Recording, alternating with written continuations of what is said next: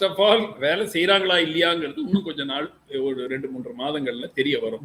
எந்த மாதிரி பாலிசிஸ், என்ன மாதிரி ப்ரோக்ராம்ஸ், என்ன மாதிரி திட்டங்களை கொண்டு வர போறாங்க, நிர்வாகம் எப்படி இருக்கிறது, இதெல்லாம் ஒரு 3 to 4 மந்த்ஸுக்குள்ள ஓரளவுக்கு தெரிய வரும். ஸோ அதை வந்து அவங்க செய்யலைங்கிறத நம்ம இப்போ சொல்ல முடியாது. கொஞ்ச நாள் கழிச்சு பார்த்துட்டு தான் நம்ம சொல்லணும். ரீல்ஸ் போடுவாங்களான்னா போடுவாங்க. ஏன்னா அவங்களுடைய ஆடியன்ஸ் வந்து ரீல்ஸ் விரும்பிகள்.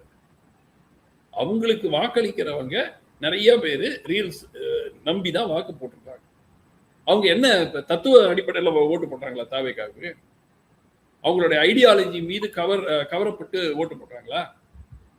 ஏங்க ஒரு 4 வீடியோவை பார்த்துட்டு அவர் பெரிய ஸ்டாரு, அவருக்கு கரிஸ்மா இருக்கு, வந்தா நல்லது பண்ணுவாரு, எப்படி எப்படி நம்புனீங்க நல்லது பண்ணுவாருன்னு ரீல்ஸ் போட்டாங்க.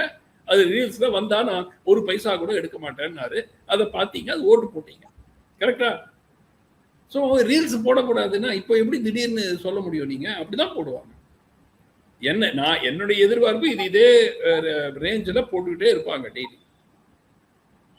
அதே போல வந்து பாட்டிலுக்கு வந்து 10 ரூபா எக்ஸ்ட்ரா வாங்குறாங்கன்னு இப்பயும் வாங்கிட்டு தான் இருக்காங்க. அதுக்கு வந்து இது வைக்கிறாங்க, அதுக்கு கடைக்கு வாடகை செலுத்தணும், அவங்க அந்த பாட்டில வந்து மறுசுழற்சி பண்ணணும் அப்படின்னு சொல்றாங்க. ஆனா கடந்த காலங்களில் வந்து பாட்டிலுக்கு 10 ரூபான்னு சொல்லி அவர் பாடிதான் பல இது பிரச்சாரம் விஜய் மேற்கொண்டார். ஆனா இப்பயும் தாவிக்கு ஆட்சி காலத்திலேயே அந்த பாட்டிலுக்கு 10 ரூபா வாங்கிட்டு இருக்காங்க அப்படின்னு மதுவிலக்குத்துறை அமைச்சரே சொல்றாங்க. முதல்ல ஒரு நிமிஷம் இருங்க. இந்த 2-3 வீடியோ நான் பார்த்தேன். கடைக்கு வாடகை கொடுக்கணும், எலக்ட்ரிசிட்டி பில் கட்டணும், இதெல்லாம் அரசாங்கத்தினுடைய பொறுப்புங்க. இது வந்து அரசாங்கத்தினுடைய கடை. அங்க வேலை செய்யற ஊழியர்களுடைய சொந்த கடை கிடையாது.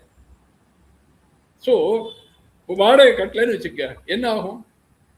அந்த இவர் வந்து நோட்டீஸ் விடுவாரு வெக்கேட் பண்றதுக்கு. யார்கிட்ட விட முடியும்? அந்த ஊழியர் மேலேயா கேஸ் போட முடியும்? டாஸ்மாக் மேல தானே போடுவாங்க.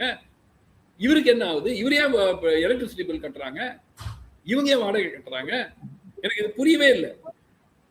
ஏங்க, நான் வந்து ஒரு இடத்த உங்ககிட்ட இருந்து வாடகைக்கு எடுத்தேன்னா, நான் வந்து உங்களுக்கு எலக்ட்ரிசிட்டி பில்லு கட்டணும், இல்லை நான் வந்து வாடகையை கட்டணும். இபி டிபார்ட்மெண்ட்டுக்கு இபி பில்லு கட்டணும்.